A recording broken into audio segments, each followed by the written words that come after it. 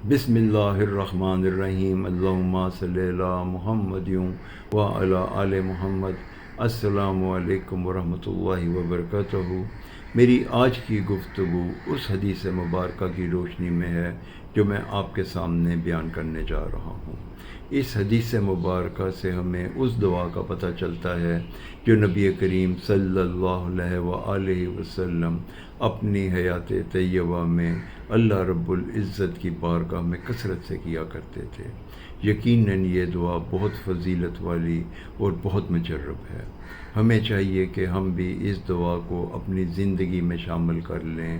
یہ دعا ہماری آخرت اور دنیا کی زندگی کی کامیابی کی ضمانت ہے۔ آج کی حدیث صحیح بخاری 6799 نمبر۔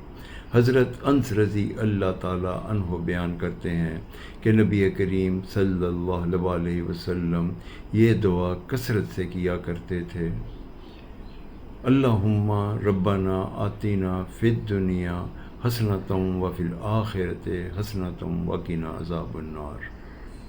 اے اللہ، ہمیں دنیا میں بھی خوب عطا کر اور آخرت میں بھی بہترین عطا کر اور ہمیں جہنم کے عذاب سے بچا۔